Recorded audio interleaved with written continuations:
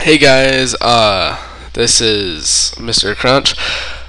Hey, I started this program. I was wanting to develop a game now that I feel very experienced in programming, and I was about to create an engine, but I thought maybe it would be better to start with an engine and see how an engine works, and I really wanted to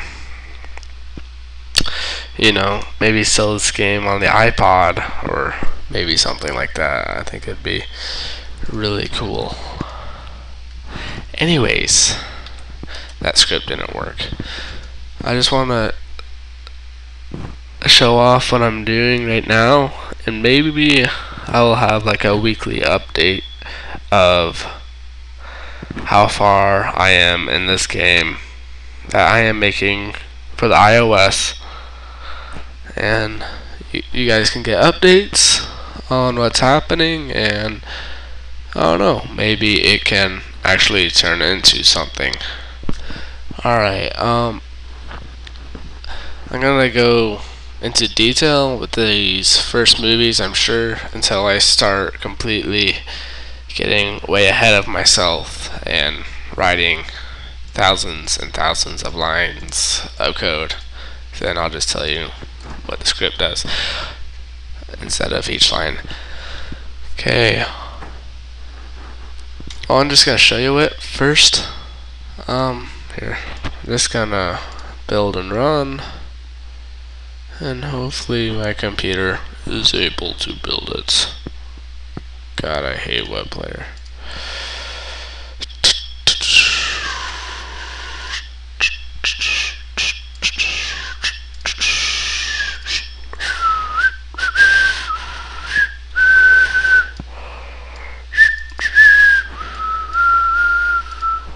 Alright. Test 001.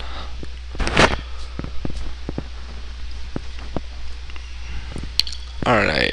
Let's keep it windowed. And I think this powered by Unity will go away if I end up deciding to really make a game with it.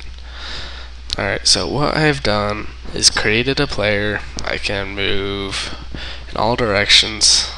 I can jump. I cannot crouch. Sorry about the boxes right now.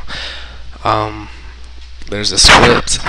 There's a script I got where if I fall off and I am past 200 meters down, I will respawn like 20 meters up the base. It should be like, real close to it, so I'm not free falling, but I'll get to that later. I kind of like it. Anyways, I did raycast. Actually, no. Let's do the boxes. So I got a box. I made it where it's a rigid body, and I added physics to it. And some of the different parts on the box reflect differently in the light. And I think that adds a lot of realism, because this is only a cube, which in the light it kind of looks 3D. I mean, I know it's not, but it adds a lot of realism, because if I add many others, and some of the different parts light up differently, like right here where my mouse is, that looks 3D with the light. I think it looks cool. It's called bump map texturing. Okay, and now, yeah, I made it a force shoot out in front of me, so that's why I can shoot up and I can shoot down. So yeah, shoot down. And then I did raycasting. So what raycasting does is it sends an invisible line out in front of my player, and if that line intersects an object at any point, it'll say it's true, or matters what object it is. So I set a raycast, so if it intersects this door, which I kinda made, it will open up. I made an animation where it'll just go down. So I think it's like 5 meters or 7 meters if I get close enough. And it scrolls down. And I am now in the new part of the level, which has nothing, and it's boring, and it's dark, and a creeper's gonna come out and kill me. But I'll tell you what, I've probably spawned boxes for a good probably 45 minutes. I've played with the boxes of my time, because I don't know why, but I feel really proud that I can make boxes, and they're all physics based, and I can make millions of them. Oh, and something I just did probably within 5 minutes ago was the boxes. Crap, there was a problem with the boxes. They would fall off, and they would always be falling, and I was thinking that would, you know, screw up the game performance a lot, because, you know, you don't want an object that you can't even see be active in the game. So what I did was, if it goes down below 20 meters, it'll disappear. I should probably make it, you know, more so just people don't see it. But at the same time, I don't think I'll ever have an object fall down. So we'll see what I do with that. And this is the game. I created a skybox of a starry night, and alright, this is the game. Now to maybe explain the scripts. No one cares about the models because art is gay. I'm kidding. Alright, let's start with the shoot. Alright, I created 2 variables, made a function, and the function updates every frame. So if the input fire 1 is pressed, that is my mouse key or control. You can set fire 1 within the Unity input section, doesn't really matter, but it is named fire 1, and it works with the mouse button or the left control. And I create a prefab of it, which is, I think it's kind of like a clone, and then I add force. So I make a variable create, and instantiate means to create, not create, but create, and it creates a create prefab. Transform dot position, it makes it active in 3D space. In quaternion dot identity, I kind of was looking at this, and I don't know exactly what this does yet. I was looking, you know, how to make, create, or make something get created, and I did not look at that. It's a fancy word, but oh god, hiccups. Once it is made, I add force on the object. So I go create.rigidBody.add force. This is within the physics rigid body kind of, and it transforms .forward, which is another variable for z, and I times it by 3. So there's that. Respawn.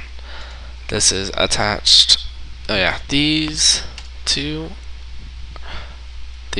actually. Yeah, these 3 are attached to the character.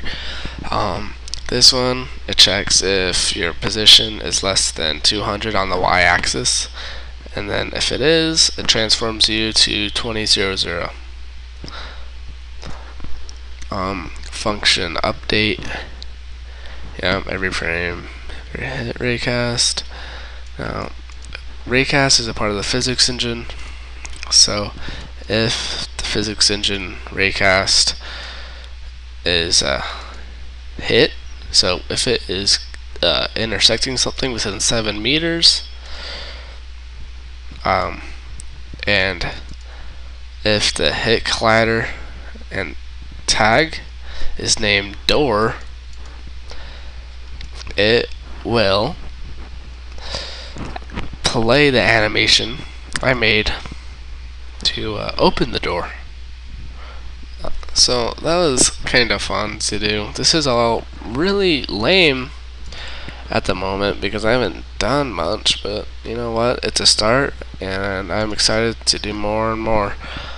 Alright, to show you Fallen. To tell you the truth, this actually took me a while because I wasn't thinking of attaching it to the crate. I was thinking of attaching it to me, which I don't know why, but this is a lot easier. You know, same thing as the respawn, but it's just attached to the crate, not me. So that's enough with the code. Yeah. And yeah, there's the crate prefab. Oh, that reminds me. It's not bump map, I guess it's normal map. Yeah, whatever. So this blue color, the different shades somehow tell the Unity engine of like how in depth they are, what color they should be, and all that, and how they should reflect off the light. So these little shades will make it reflect off the light differently. And this is just the picture I got. I am going to be making audio next time for sure. That's what I'm working on right now. But when the crate hits an object, it's gonna go dink. Actually, I got it right here. I found it. Let's see, right here. Yeah, VLC. I did not hear that.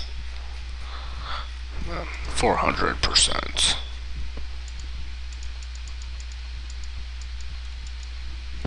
Alright, well, it's really quiet. Let me see.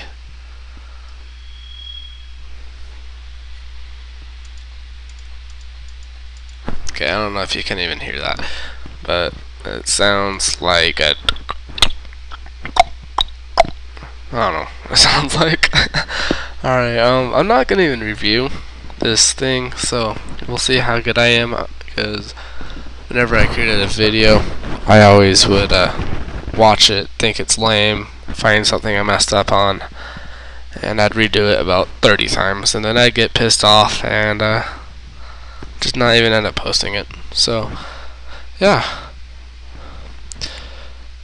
This Unity 3D is awesome, I think, because it can compile into a Mac, PC,